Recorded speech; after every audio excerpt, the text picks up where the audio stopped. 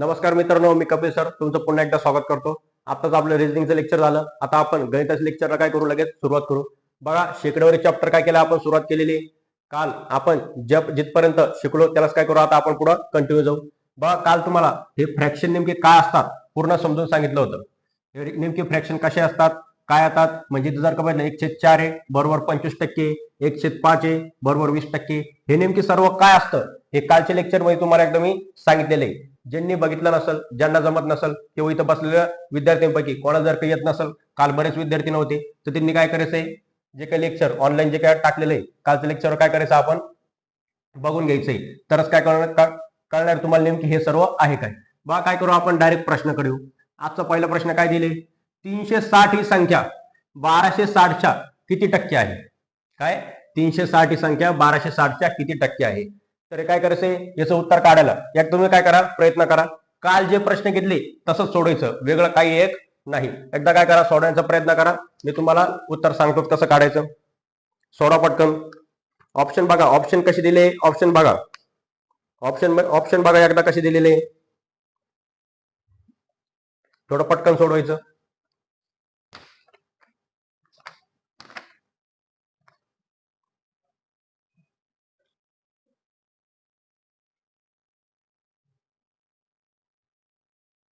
सोडवलं का, बा लक्ष द्या. काय सांगितलं होतं, 360 संख्या घेऊन टाकली मी इथं. 360 ही संख्या विचारली 1260च्या, तर 360 ही संख्या कितीच्या, 1260च्या किती टक्के आहे. तर तुम्हाला विचारलं, काय तुम्हाला सांगितलं कालच का टक्केवारी चिन्ह आणायचं असलं तर काय करतो आपण, गुणिले 100, आणि टक्केवारी चिन्ह काढायचं असलं तर भागिले 100. मग आता इथं आपल्या टक्केवारीमध्ये विचारलं ना, टक्के आहे, तर टक्केवारी चिन्ह आणायचंय. टक्केवारीमध्ये जर का संख्या आणायची तर गुणिले काय करावं लागेल, 100 करावं लागेल. बस एवढं सॉल्व्ह करायचं. आता इथं सॉल्व्ह करायसाठी पहिले 0 0 कट होऊन जाईल. इथं उरले किती, 10. हे जर का इथं 10 उरले, 360 गुणिले 10 जर का वाढलं तर इथं काय केला, 0 इथं घेऊन टाकला. म्हणजे काय झालं, हे पण यांचा गुणाकार देखील झाला. मग आता फक्त काय करायचं, यांचं सॉल्युशन करायचं. मग इथं पहिले भाग कोणत्या संख्येने भाग जातो, हे 3600 आणि 126 ही संख्या नेमकी कोणत्या पाड्यात येते, याला काय करायचं, पहिले संक्षिप्त रूप देऊन टाकायचं. इथं जर का बघितलं तर काय, 3चा पाडा बघू आपण. इथं 3 चौक 12, 3 दुने 6, मग 3ने पहिले भाग गेला. इथं पण 3ने भाग द्यावर. इथं 3 1 3, 3 दुने 6, हे 2 जसे तसे. म्हणजे किती आला आता, 1200/42. इथं खाली तो बघा, 1200/42.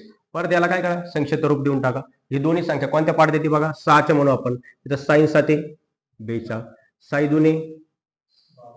दुने 12, म्हणजे इथं किती आली, 2/7. इथे 2 0 जसे तसे, म्हणजे 200/7. आता बघा 200/7. आता 7ने 200ला भाग द्यायचा, देऊन टाका. इथं 7 1 7, 7 2 14, उरले किती 6. परत इथं 0, मग आता किती झाले 60. मग आता 7 झाली, तर इथं 7च्या पाड्यात 60 किती नंबर आहेत बघा, 7 8 56, उरले किती 4. जी संख्या उरलेली असते 4, ती इथे 4 लिहिणार आपण. बाकी किती आहे, आणि भाग कोण दिला 7ने, तर 6 मध्ये काय लिहिणार 7. म्हणजे इथं उत्तर किती आलं, 28/4/7%. हे एवढं सॉल्युशन. आता एवढं सॉल्युशन जर का तुम्हाला करायचं नसेल तरच काय सांगितलं तुम्हाला, फ्रॅक्शनचा उपयोग करायचा. म्हणजे फ्रॅक्शन काय सांगितलं तुम्हाला, की सर्व कॅल्क्युलेशन करायचं नसेल, हे आपलं काय एक प्रकारे याच्यात काय होतं, खूप वेळ जातो. म्हणून काय, साधं सिंपल फ्रॅक्शन जर का आपल्या पाठ असेल तर एवढं सगळं काही करण्याची गरज पडत नाही. जसं बघा, इथल्या इथं सांगतो तुम्हाला, इथं काय करायचं, कोणती संख्या ना छोटी करून घ्यायची. जसं बघा, दुसरी पद्धत बघा काय सांगितली होती. इथं किती, 360/1260. पहिले काय करायचं, संक्षिप्त रूप द्यायचं. हा 0 आणि हा 0 कट होणार. आता हे दोन्ही संख्या कोणत्या पाड्यात येते बघा. इथं पहिले काय करा, छोट्या पाड्याने बघायचं. इथं बघितलं मी कोणता, 6च्या पाड्यातील किंवा 3च्या पाड्यातील. 3चा पाडा घेत नाही पहिले. इथं 3 चौक 12, 3 दुने 6, इथं आली 42. इथं 3 1 3, 3 दुने 6, इथं आलं 12/42. आता परत ही संख्या कोणत्या पाड्यात येते बघा. इथं जर का म्हटलं 6च्या पाड्यातील, 6 दुने 12, आणि इथं साईन 7 42, म्हणजे उरलं किती, 2/7. आता बघा 2/7 जर का असं आलं तर तुम्हाला काय, हे काय फ्रॅक्शन पार्ट करायचे असं फक्त. तर आपल्याला 2/7 साठी किती टक्के आहे हे माहिती नाही. हे मी कालच्या लेक्चर मध्ये काय केलं तुम्हाला सगळ्यांना एक्सप्लेन केलं. कारण की 2/7 आहे किंवा इथं समजा उत्तर आलं असतं 1/3 तर लगेच आपल्याला काळा असतं 1/3 म्हणजे 30 1/3% किंवा इथं आला असतं 1/2 तर 1/2चा अर्थ काय होतो 50%. पण इथं 2/7 आले तर इथं बघा 2/7 कुठं दिसतंय का? इथं बघायचं 2/7 बघा इथं छेदामध्ये 2 आहे 3 आहे 4 आहे 5 आहे 6 आहे 7 आहे इथं 1/7 आहे पण इथं 2/7. मग आपल्याला 2/7 माहिती नाही पण 1/7 तर माहिती. बघा इथं 1/7 म्हणजे काय 14 2/7.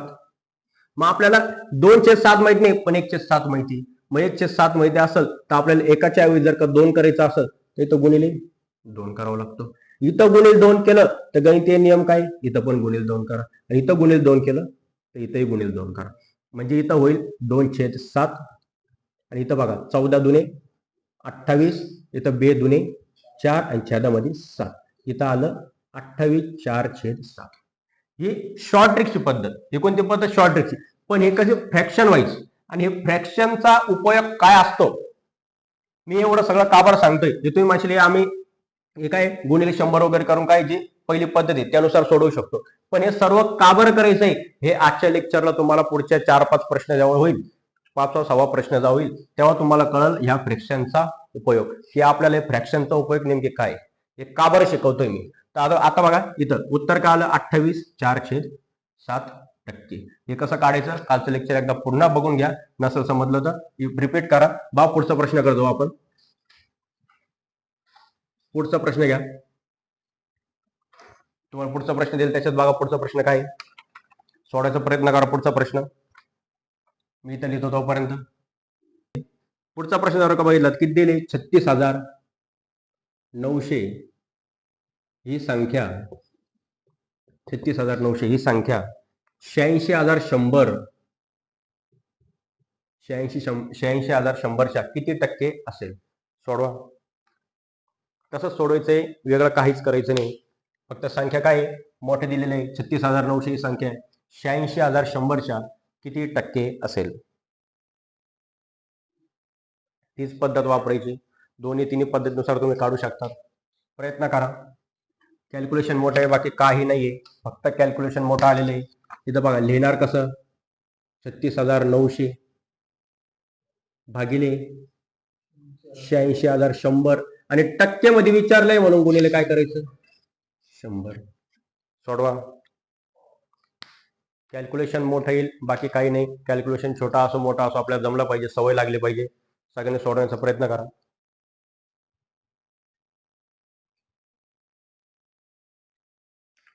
आला का भाग नाही भेटत कोणती संख्या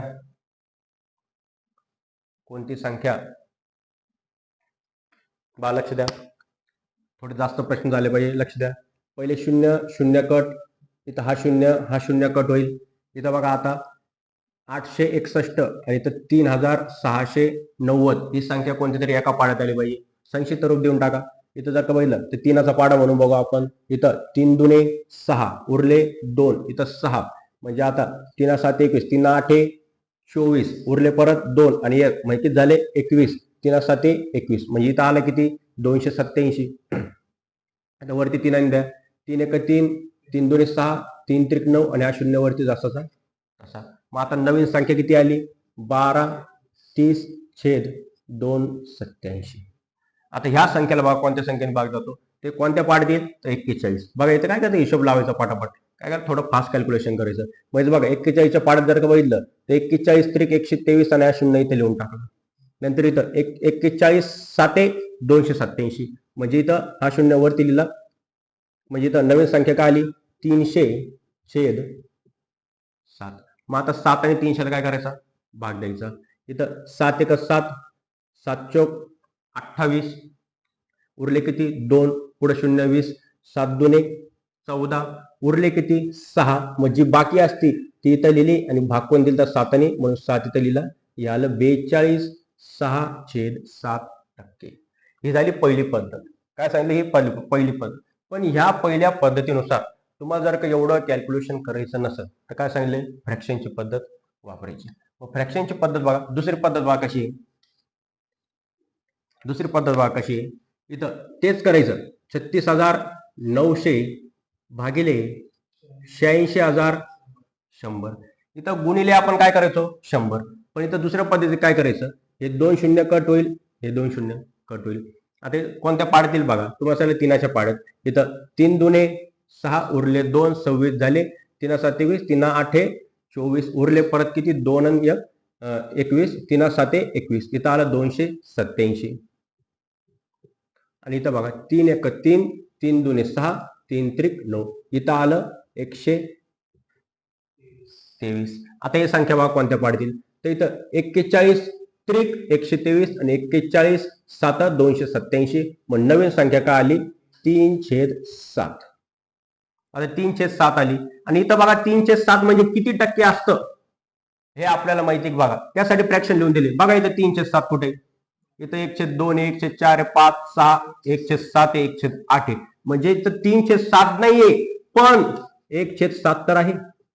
म्हणजे 1/7 बरोबर किती वाटते 14.2/7%. मग आपल्याला जर का माहित असेल 1/7 बरोबर जर का 14.2/7% होत असेल, तर 3/7 करण्यासाठी काय करायचं, फक्त एकाच्या ऐवजी 3 आला पाहिजे. तर एकाच्या ऐवजी 3 येण्यासाठी गुणिले 3 करावं लागतं. मग जर का गणितीय नियम इथं गुणिले 3 केलं तर इथे गुणिले 3 करायचं आणि इथंही गुणिले 3 करायचं. मग आता नवीन संख्या काय होईल, इथं गुणिले 3 केलं 3/7 झालं. इथं गुणिले 3 केलं 14 त्रिक किती होतील 14 14 दुने 28, 14 त्रिक 42. आणि इथं गुणिले 3 केलं, इथं किती होईल 3 दुने 6 आणि छेदामध्ये 7 जसा तसा. म्हणजे उत्तर काय आलं 42.6/7%. या आहे फ्रॅक्शनची पद्धत. तुम्ही कसंही करा, पण मेन मुद्दा काय तुम्हाला इथे कॅल्क्युलेशन जमलं पाहिजे. आणि फ्रॅक्शन काय करायचे हळूहळू पाठ होतील, हे लगेच पाठ होत नाहीत. जसं जसं तुम्ही गणित सोडवशाल प्रॅक्टिस करशाल त्यानुसार काय होऊन सर्व पाठ होईल. लगेच काय तुम्ही म्हणशाल असं अचानक पाठ झालं पाहिजे, तसं होत नाही. आणि फ्रॅक्शनचा उपाय आज तुम्हाला कळणार आहे. आज 5वा 6वा प्रश्न बघा कसा असणार कसं नाही, का फ्रॅक्शन नेमकी का बरं दिलंय, हे का बरं पाठ करायचंय, हे कंपल्सरी तुम्हाला काय करावं लागणार आहे, कंपल्सरी पाठ करावंच लागणार आहे. कारण की ह्याच्यावर काय तुम्हाला वेगवेगळे काय प्रश्न येतात ते सोडवावं लागतात. बा पुढचा प्रश्न सोडवायचा प्रयत्न करा. बा पुढचा प्रश्न काय म्हणतो बघा नोट्स मध्ये. बा पटकन पुढचा प्रश्न दिलेला आहे, त्यात बघा पटकन काय आहे. सोपा आहे, एकदम सोपा आहे. बेसिक प्रश्न आहे पुढचा. एका व्यक्तीचा पगार किती 4,700 रुपये आहे. 10% वाढ झाल्यास नवीन पगार किती होणार. बघा एका व्यक्तीचा पगार किती दिले 4,700 आणि वाढ किती दिली 10% वाढ दिलेली. तर त्याचा नवीन पगार किती असणार, किती आलं किती आलं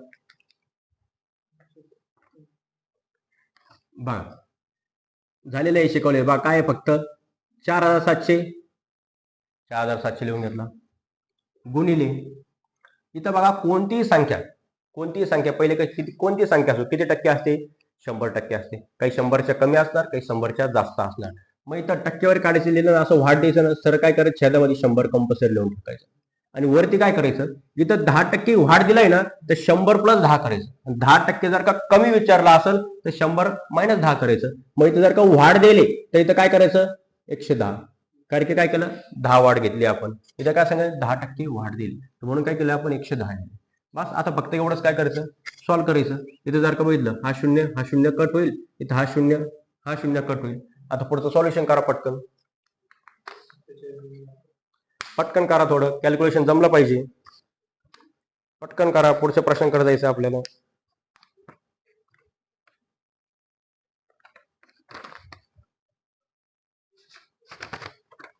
आलं का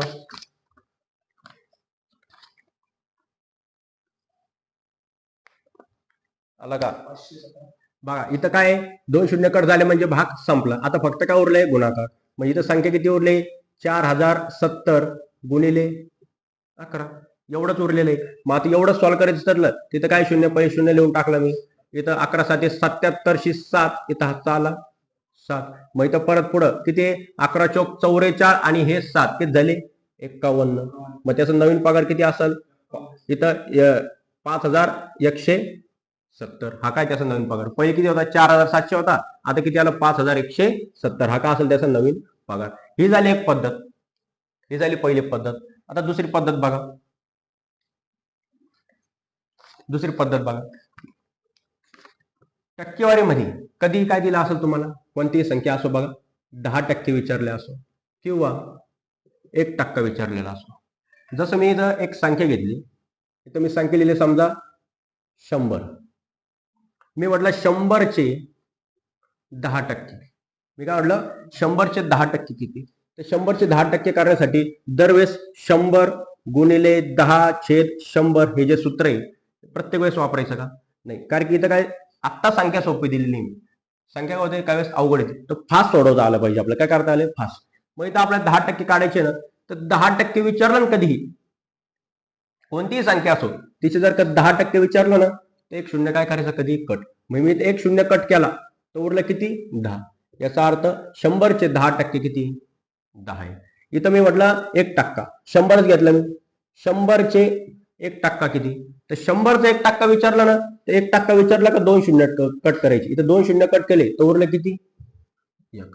म्हणजे काय कळतं की 10% काढायचे असेल तर 1 शून्य कट करा, उरलेली संख्या 10% असणार. आणि 1% काढायचा असेल तर त्या संख्येची काय करा 2 शून्य कट करा, म्हणजे उरलेली संख्या काय असणार आहे 1% असणार आहे. जसं बघा ह्याच उदाहरणावरून बघा. इथे 4700 दिलं तर आपल्याला, आणि त्यांनी विचारलंय 4700चे 10% वाढ व्हायली, म्हणजे 10% ऍड करायचं आपल्याला. मग 10% ऍड करायचंय ना, तर तुम्हाला सांगितलं 1 शून्य कट केलं, उरलेली संख्या काय असते 10%. मग 1 शून्य कट केला बघा, इथं उरलं किती 470. बस 470 फक्त इथं काय करायचं प्लस करायचा, 0 0 इथं 7, इथं 7 आणि 4 1101, हातचा आला 1, इथं 5170. ही सोपी पद्धत. काहीच नाही, फक्त काय करायचं जेवढं टक्के विचारले असेल त्या हिशोबाने लावायचं. जसे जवळ 10% साठी काय सांगितलं तुम्हाला, 1 शून्य कट केलं तर उरलेली संख्या काय असते त्या संख्येची 10% असते.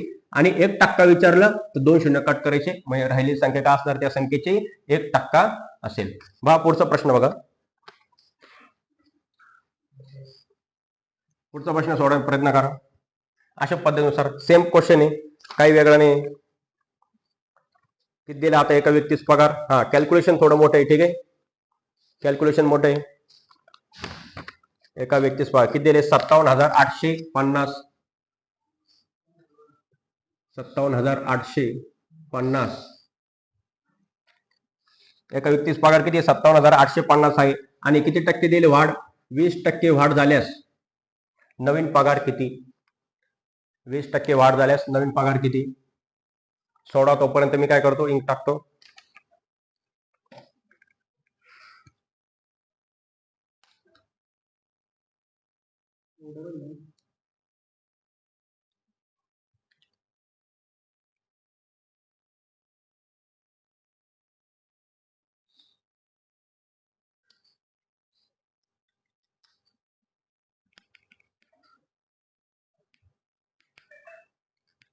आलं का उत्तर.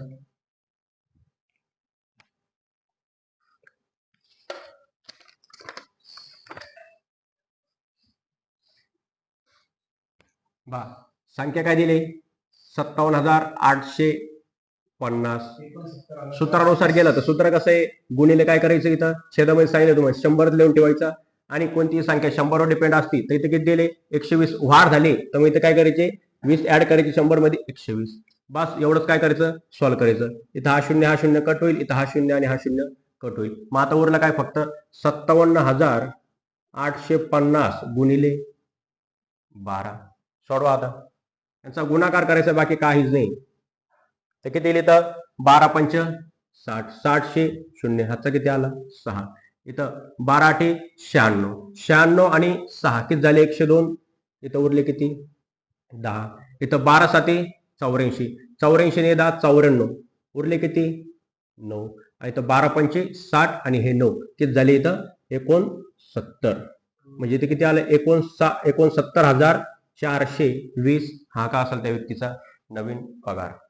पण आता दुसरी पद्धत जर का बघितली आपण, तुम्हाला सांगितलं 2 पद्धतीनुसार, तर दुसऱ्या पद्धतीत जर का बघितलं कसं सोडायचं बघा. आता सांगितलं होतं काय करायचं 57,850 हे काय देईल त्या व्यक्तीचा पगार आहे.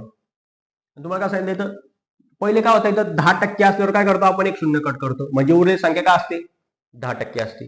पण इथं 20% विचारलंय. मग आता मी इथं एक शून्य कट केला तर उरलेली संख्या काय राहील 5 7 8 5 म्हणजे ही 10%. पण इथं किती दिले 20%. म्हणजे 10% आणि अजून एक 10% म्हणजे ही संख्या मी डबल दिली. बस यांची फक्त बेरीज करा ऍड करा. इथं किती आहे 0 5 5 10 इथं आलं 1 इथं 8 आणि 8 16 आणि हे 6 16 आणि 6 22 इथं आले 2 इथं हे 2 इथं 7 हे 8 आणि 2 10 आणि 10 आणि 14 24 इथं आलं 4 या हे 2 इथं 5 आणि 5 10 आणि हे 9 किती झाले 19 9 हा आला 1 5 आणि 1 6 बघा तेच आलं उत्तर.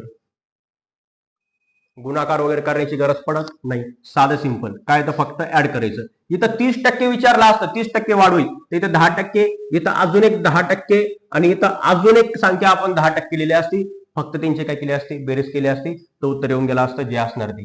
40% विचारलं असतं तेच केलं असतं म्हणजे बाकी वेगळं काही करायचं नाही फक्त समजून घ्यायचं. इथं जर का तुम्हाला 1% विचारलेला असतं तर 1% विचारला असतं तर 2 शून्य कट करायचे आणि 10% विचारले तर 1 शून्य कट करायचं. हे फक्त काय करायचं ध्यानात ठेवायचं आणि ऑप्शन वाईज जायचं. कधी इथं समजायचं काय गेलं तुम्हाला इथं हा शून्य दिलेलाच नाही. काय म्हणतोय मी इथं हा शून्य दिलेलाच नाही आणि तुम्हाला विचारलंय त्या संख्येचे 10% वाढ झाली आणि किती येईल तर ऑप्शन मध्ये जर का कधीही काय ऑप्शन जर का वेगवेगळे लांब लांब फरक नाही ऑप्शन असेल तर काय करायचं इथं 5 आहे ना तर 5च्या ऐवजी शून्य मानून घ्यायचं. शून्य मानून घ्यायचा आणि इथं शून्य कट करून घ्यायचा. इथं किती येईल 578 आणि 578 आणि मूळ संख्या किती होती 5 7 8 0 याच्यामध्ये काय करायची ती प्लस करून घ्यायची. 7 7 14 आणि 15 इथं हातचा इथं बघा इथे झाले 6 आणि 6 6 12 आणि 1 13 इथं आलं 3 इथं 1 इथं 6 म्हणजे किती आलं असतं 6358. मग आता 6358 इथं आपण 5 कमी केलते ना तर 6358च्या वरती जवळ संख्या कोणती येते पाहिजे फक्त काय 6358च्या जवळ पुढची संख्या कोणती तेवढी पाहिजे जी ऑप्शन मध्ये असेल ते काय करायचं क्लिक करायचं. म्हणजे काय सोपी पद्धत शॉर्टेक्स असते. पेपरला एवढा वेळ पुरत नाही. बघा तुम्हाला पेपरला जर का बघितलं किती 80 प्रश्न आहे 60 मिनिटं असतात त्यामध्ये बुद्धिमत्ता आणि गणित याला काय होतं खूप वेळ लागतो. त्याच्यामुळे काय करायचं थोडं फास्ट फास्ट कसं जमलं आपल्याला त्या पद्धतीने हिशोब लावायचा. बघा पुढचा प्रश्न खूप मजेदार आहे. पुढचा प्रश्न बघा काय नेमकी पुढचा प्रश्न बघा. प्रश्न व्यवस्थित वाचा सोडवायचा प्रयत्नही करू नका फक्त वाचा नेमकी प्रश्न दिलेला काय. बघा एका व्यक्तीचा पगार किती दिले 3618. इथं लिहिलं मी 3618 एका व्यक्तीचा पगार आहे आणि त्यात किती टक्के वाढ झाली बघा 16.2/3%. आता हे कसं करायचं. एका व्यक्तीचा पगार आहे 3618 आणि त्यात 16.2/3% वाढ झाली तर आपल्याला काय विचारलंय त्या व्यक्तीचा नवीन पगार किती असेल. ठीक आहे तर काढून घेऊ आपण नवीन पगार काढू किती असेल. आता बघा तुम्हाला फ्रॅक्शनचा उपयोग कळणार आहे. नेमकी फ्रॅक्शनचा उपयोग काय बघा हे समजण्या अगोदर काय हे समजण्या अगोदर एकदा आपण काय करू मागचे क्वेश्चन बघू. जसं मागचा क्वेश्चन जो होता हा बघा तो आता जो झाला चौथा प्रश्न बघा. तिसरा प्रश्न बघा पहिले तिसरा प्रश्न तर 4700 पगारवाला बघा 4700 पगार होता व्यक्तीचा आणि त्यात 10% वाढ झाली. आता लक्ष द्या इथं 4700 एका व्यक्तीचा पगार आहे 10% काय झाली वाढ झालेली. आता 10% वाढ अजून एक पद्धत आहे हे सॉल्व्ह करण्याची कशी बघा. इथं 10% म्हणजे फ्रॅक्शन बघा नेमकी कुठे आहे. इथं 10% बघा कुठे आहे हे बघा इथं सापडलं मला 10%. तर 10% नेमकी कोणाचं आहे 1/10 आहे. मग मी इथं लिहिलं 1/10 आणि त्यांनी पगार किती सगळे 4700. पण मी म्हटलं हो 4700 पगार नाही बघा इथं 10 आहे ना 10% म्हणजे इथं काय म्हणतील 10%ची फ्रॅक्शन काय ती 1/10. मग असं म्हणता येतं याचा अर्थ 10/10% 1. नीट लक्ष द्या ही 10 आहे का या 10 संख्येचे 10% म्हणजे किती 1. म्हणजे खालची संख्या काय आहे, मूळ संख्या म्हणजे 10. ह्या 10चे 1% म्हणजे जसं मी तुम्हाला सांगितलं होतं, कोणती संख्या असो, एक शून्य कट केला किती येते, 10% येते. मग याचा एक शून्य कट केला ते संख्या काय त्याची 10%. मग इथं तेच आहे ना, 10चे 10% म्हणजे 1. मग मी म्हटलं एका व्यक्तीचा पगार 10 रुपये आहे. काय म्हटलं मी, एका व्यक्तीचा पगार 10 रुपये आहे आणि त्याच्यात 10% म्हणजे ह्या 10 रुपयाचे 10% 1 म्हणजे 10% वाढ झाली, म्हणजे 10 रुपयाचे 10% 1 तर 1 रुपयाने वाढ झाली, तर नवीन पगार का आला, 11 रुपये आला. पण मी म्हटलं हा पगार 10 रुपये नाहीये, बघा हा पगार किती आहे, 4700 रुपये.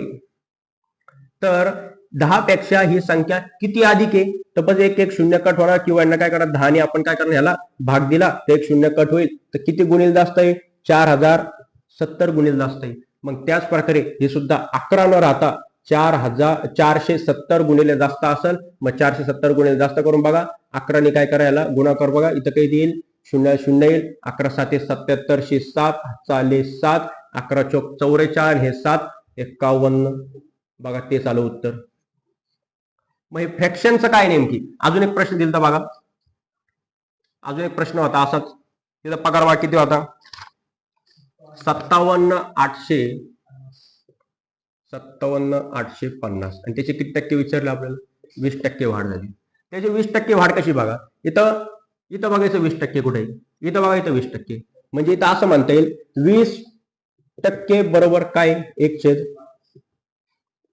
मग 5चे 20% 1, 5चे 20% 1. आणि मी म्हटलं एका व्यक्तीचा पगार 5 रुपये आणि त्याच्यात 20% वाढ झाली म्हणजे 1 रुपयाची वाढ झाली, नवीन पगार किती, 6. पण मी म्हटलं हा 5 रुपये पगार नसून पगार किती त्याचा, 57,850. मग ह्या 5 पेक्षा किती गुणिले जास्त आहे, भाग द्यायचा. इथं 5 1 5, इथं बघा 5 5 1 5, पुढे बघा परत 5 1 5, उरले किती 2, 2 आणि 8 28, 5 5 25, उरले किती 3, पुढे 5 म्हणजे 5 7 35 आणि 0 7.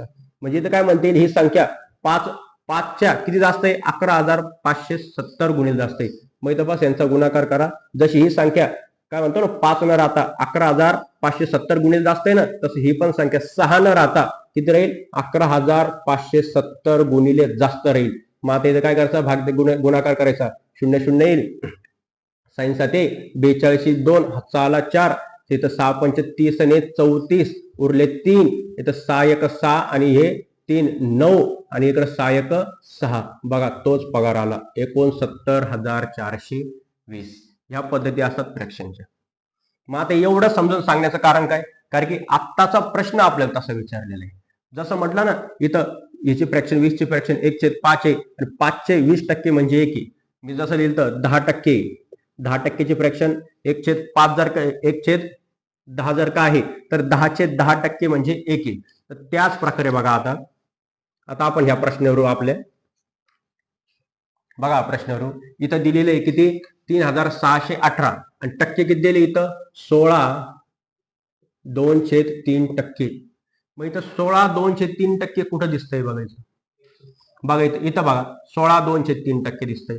म्हणजे ह्याचा अर्थ काय माहिती की 16.2/3 म्हणजे काय, 1/6, काय 1/6. म्हणजे असं म्हणता येईल 6चे 16.2/3 म्हणजे 1 आहे.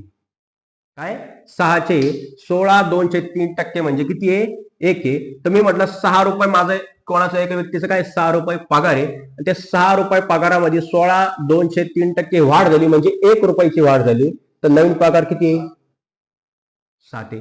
तर मग मूळ पगार 6 आहे का, इथं मूळ पगार किती देईल आपल्याला, 3618. मग ह्याच्यापेक्षा 6 पेक्षा किती गुणे जास्त आहे, 6 6 36 इथं 6 18, मग 603 गुणिले जास्त आहे. मग त्याच प्रकारे हा सुद्धा 7 न राहता किती येईल, 603 गुणिले जास्त येईल.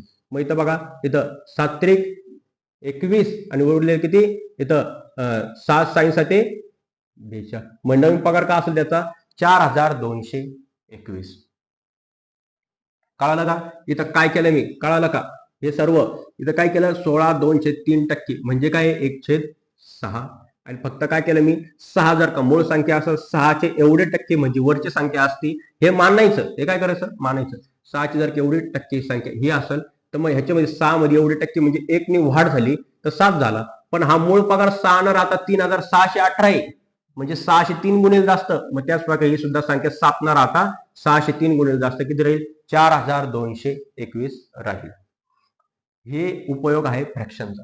त्याच्यामुळे काय करा, फ्रॅक्शन शिकणं खूप गरजेचं आहे. कारण की अशा प्रकारचे क्वेश्चन विचारले जातात. कोणतीही संख्या लिहितं, 16/203 असो, नाही तिथे काय 14/207 असो, 12/1/2 असो, कोणतीही संख्या येते. मग त्याचं सॉल्युशन कसं करायचं हे एसएससी एनटीपीसी मध्ये बघितलं तर काय अशा प्रकारचे प्रश्न विचारले जातात. पुढचा प्रश्न काय करा, प्रयत्न करा सोडवण्याचा. लगेच कळल असं नाही. नसेल समजलं डबल बघा.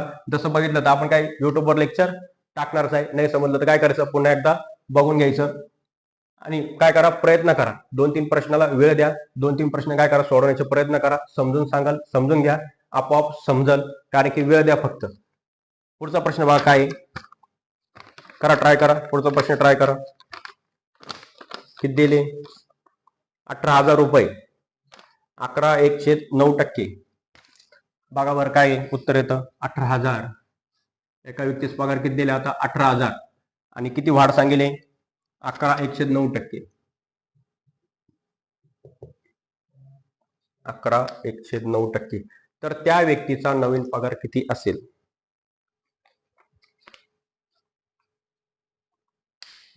सोडा बरं, करा प्रयत्न.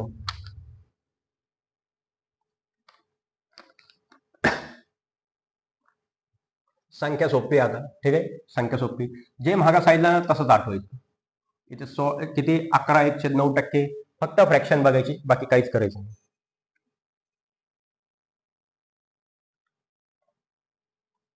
प्रयत्न करा सोडवायचा. पाणी पितो मी जवळ.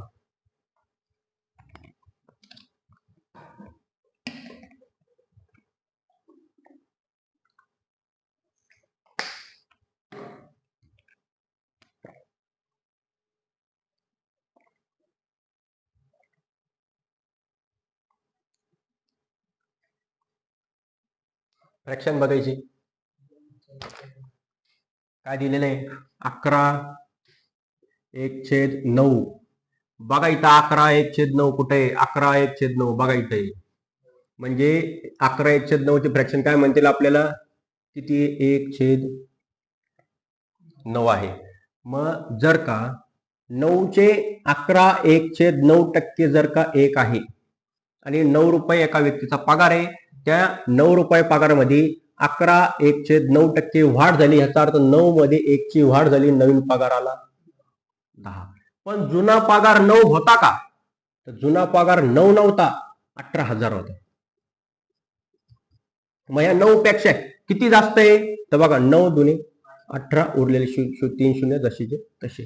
म्हणजे असं म्हणता येईल ही संख्या 9 न राहता 18,000 आहे, तर 9 पेक्षा किती जास्त आहे? 2,000 जास्त आहे. मग त्याच प्रकारे ही सुद्धा जी संख्या आहे का, 10 न राहता 2,000 गुणिले जास्त राहील.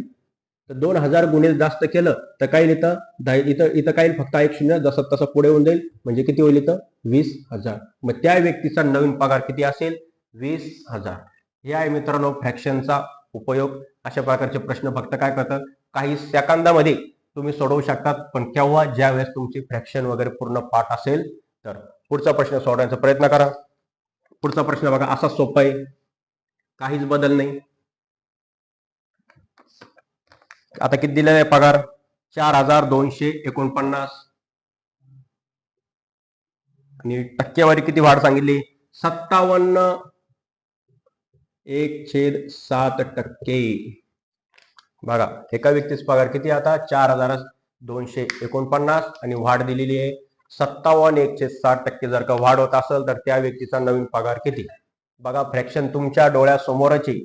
आता फ्रॅक्शन बघा, 2-3 दिवस काय करून सतत प्रॅक्टिस जसं करशाल, हे फ्रॅक्शन काय होईल? आपोआप पाठ होऊन जाईल.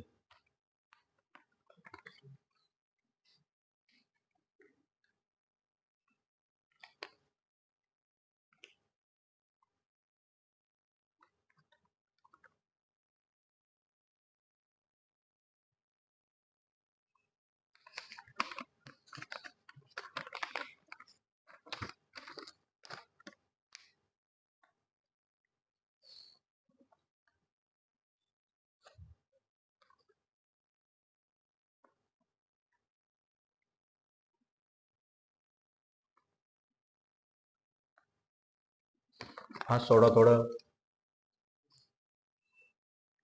आला का बा पटकन काय सांगितलेलं आहे फ्रॅक्शन किती दिला आता 57/1/7 मग 57/1/7 बघा कुठे आहे इथं आहे 57/1/7 बरोबर किती टक्के ते 4/7 आहे तर 57/1/7 टक्केची फ्रॅक्शन किती आहे 4/7 मग तेच नियम वापरायचं मित्रांनो याचा अर्थ काय होतो 7 ही संख्या असेल तर या 7 या संख्येचे 57/1/7 टक्के म्हणजे 4 आहे मग मी म्हटलं एका व्यक्तीचा पगार जर का 7 आहे आणि त्याच्या 7 रुपये पगारामध्ये 57/1/7 टक्के वाढ झाली म्हणजे 4 रुपयाची वाढ झाली तर नवीन पगार किती झाला 11 झाला पण जुना पगार 7 आहे का जुना पगार 7 नाहीये जुना पगार किती 42/49 मग जुना पगार 42/49 आहे या 7 पेक्षा किती जास्त आहे तर लावा इथं 6×42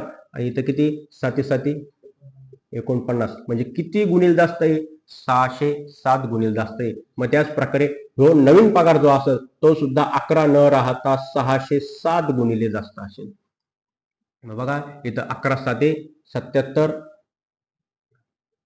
11×7=77 आणि 11×7=66 मग नवीन पगार का असेल त्याचा 6,677 किती असेल मित्रांनो नवीन पगार त्याचा 6,677 पुढचा घ्या शेवटचा प्रश्न बघू आपण बघा शेवटचा प्रश्न काय दिले पगार बघा आता किती दिलेले किती आहे 24,816 आणि किती टक्के वाढ झाली बघा 37/1/2 काढा नवीन पगार किती असेल आता थोडं फास्ट काढायचं आता समजलंच असणार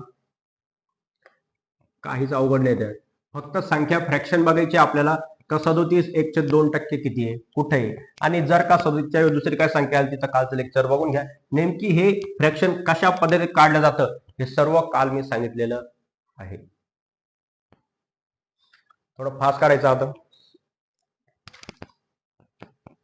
बाकी दिले 37/1/2 तर फ्रॅक्शन काय 37/1/2 साठी तिथं बघा इथं कुठे आहे 37 हे बघा इथं 37/1/2 त्यासाठी किती दिलेले 310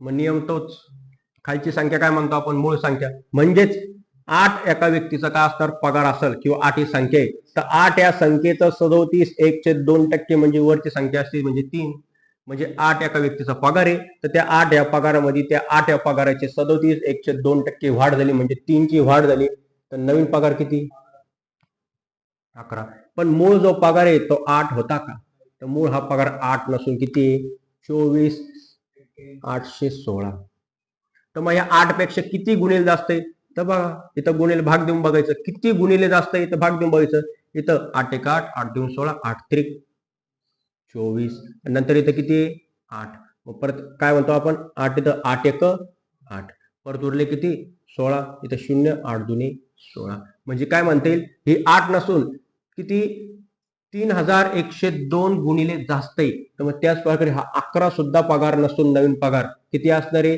3,102 गुणिले जास्त असणार मग इथं त्यांनी भाग याचा काय करायचा गुणाकार करायचा इथं 11×2 = 22 इथं 11×1 = 11 उरला 1 11×3 = 33 आणि 1 34 मग नवीन पगार का आला त्याचा 34,122 मग पहिले पगार होता 24,816 आणि आता पगार आलाय 34,122 बघा समजलं का हे बघा हे फ्रॅक्शनचा उपयोग आहे अजून तुम्ही जसं जसं पुढचं लेक्चर येईल तुम्हाला फ्रॅक्शनचा उपयोग कळल का नेमकी काय फ्रॅक्शनचे नेमके क्वेश्चन कशा प्रकारे विचारले जातात आणि ही जी पद्धत आहे ना मित्रांनो ही पद्धत समजूनच घ्यायची कारण की ह्याच पद्धतीनुसार पुढचे प्रॉफिट अँड लॉस असो किंवा इतर जे चॅप्टर असो वर्क टाइम असो रेशो असो वैवारी असो हे सर्व चॅप्टर फक्त ह्याच पद्धतीनुसार शिकवल्या जाणार आहे मग ह्या पद्धत किती गरजेची आहे हे तुम्ही समजून घ्या आणि ही पद्धत समजलीच पाहिजे हिचं काय करायला लक्ष आणि नसेल समजत तर आता काय करतो आपण लेक्चर ऑनलाईन टाकतोय लेक्चर बघून घ्या एकदा काय दोनदा बघा तीनदा बघा पण हे काय करा आजच्या आज क्लिअर करा आणि आता शनिवारी परवा काय असेल तुमची टेस्ट वगैरे असेल क्वेश्चन पेपर असेल ठीक आहे आता काय करू आपण इथं थांबू काय